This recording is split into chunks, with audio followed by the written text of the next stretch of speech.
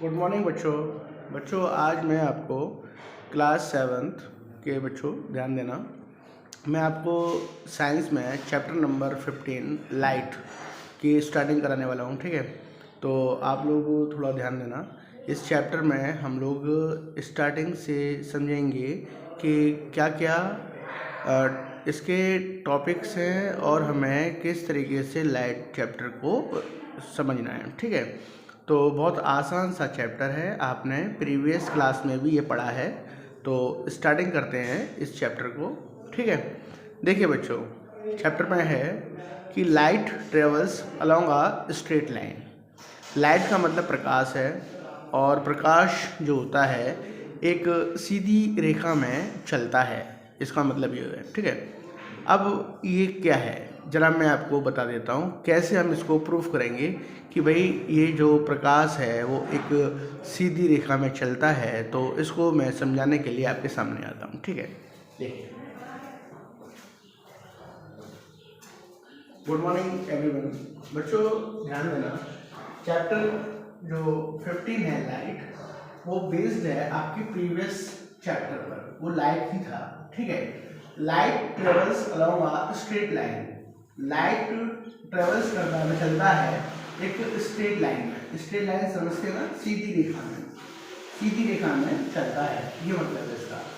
अब देखिए कैसे मालूम पड़ेगा कि ये कैसे से प्रूफ करें कि ये सीधी रेखा में या स्ट्रेट लाइन में ये ट्रेवल करता है, चलता है। तो इसके लिए एक एक्टिविटी आपकी बुक में दी है। फर्स्ट एक्टिविटी है चैप्टर नंबर 15 की लाइट चैप्टर में। अगर आप देखेंगे तो फर्स्ट एक्टिविटी है वो इसी पर बेस्ड है। कैसे, देखिए, आप जब इसको समझेंगे तो उसमें एक लड़का है, एक टेबल के ऊपर, ठीक है, एक टेबल के ऊपर एक कैंडल लगा हुआ है और एक बालक, एक लड़का, एक पाइप से उस कैंडल की लौ मतलब जो फ्लेम है उसको देखता है। ठीक है, जब उसे देखता है तो क्लियरली उसे दिखाई देती है। ठीक है, पहले नंबर पर जो फर्स्ट डायग्राम है उसमें ये दिखाया गया है। सेकेंडली क्या है कि एक और टेबल है, उस पर वही लड़का उसी कैंडल को क्या करता है कि एक पाइप लेता है प्लास्टिक का या रबर का। उस अब बनावट चेंज है, उसकी बनावट कैसी है, बनावट पहले तो सीधी थी पाइप की, अब बनावट थोड़ी सी अलग है। मान लिया जाए कि इस तरीके से है। ठीक है, इस तरीके से। तो इस कंडीशन में जब वो इस फ्लेम को देखता है, कैंडल की फ्लेम को देखता है, तो वो उसे दिखाई नहीं देती है। ठीक है, फर्स्ट केस में वो आसानी से कैंडल फ्लेम को देख लेता है, लेकिन सेकंड केस में वो कैंडल फ्लेम की आसानी से वो देख नहीं पाता, उसका विजन नहीं कर पाता। तो ध्यान देने वाली बात है, इस एक्टिविटी के थ्रू हम समझ सकते हैं कि जो भी लाइट है वो एक स्ट्रेट लाइन में ट्रेवल करता है। ठीक, अगर मान लिया जाए कि अगर ये ऐसे भी दिख जाता तो लाइन स्ट्रेट नहीं होती ना।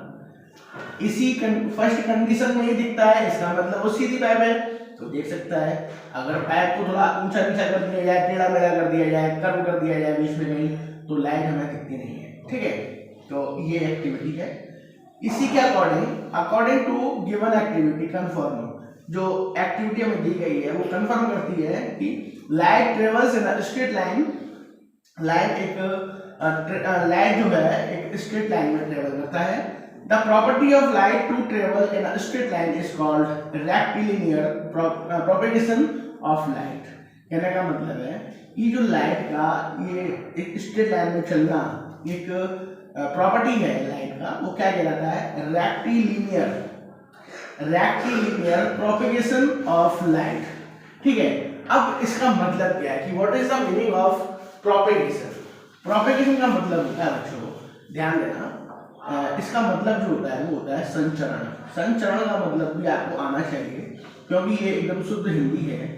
इसका मतलब ये है कि एक जगह से फर्स्ट जगह से दूसरी जगह पर लाइट का जाना, एक जगह से दूसरी जगह पर लाइट का ट्रेवल करना, वही क्या है उसका प्रोपेगेशन है। रेक्टिलिनियर का मतलब है कि एक ही रास्ते पर, ध्यान देना, एक सीधे रास्ते पर, ठीक है।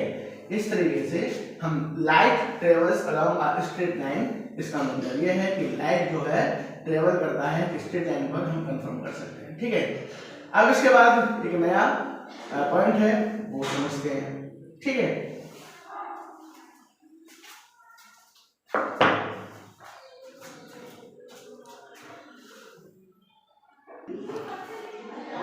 बच्चों अब बात करते हैं, जो नेक्स्ट टॉपिक है वो है प्रोपेगेशन ऑफ लाइट, ठीक है।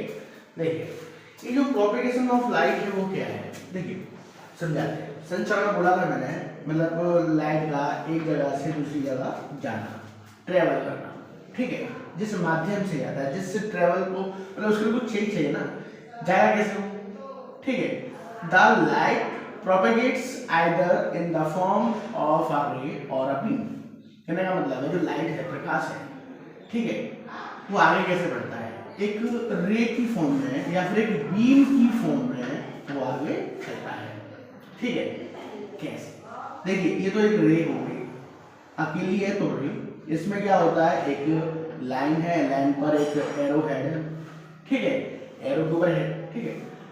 अच्छा ये एक लाइन है, एक लाइन को एक रे बोल दिया। अब ये लाइन बहुत सारी हो जाए तो इसे बोलते हैं बीम। क्या बोलते हैं इसे, बीम। क्या बोलते हैं इसे, बीम या लाइट ऑफ बंडल, ठीक है। ध्यान रखना, रे ऑफ बंडल, ठीक है। बंडल, रे का एक बंडल है, उसको हम बीम बोलते हैं। अ रे क्या होती है, डिफाइन ऑफ रे।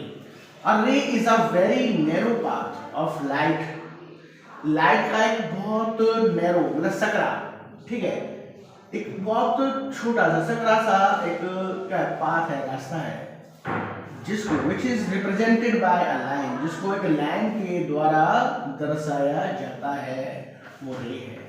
बहुत सारी रे मिलकर बीम बनाती हैं, ठीक है। लाइट का जो प्रोपेगेशन है या तो वो एक रे के माध्यम से होगा या फिर बहुत सारी रे मिलकर बीम बनाएंगी उसके माध्यम से होगा, ठीक है बच्चों। इतनी बात अगर आपको समझ में आ गई है तो अब चलते हैं नेक्स्ट पॉइंट पर। जो नेक्स्ट पॉइंट है वो क्या है, वो है प्रोपेगेशन ऑफ लाइट किस किस तरीके से रिप्रेजेंट हो सकती है, इनको समझते हैं, ठीक है।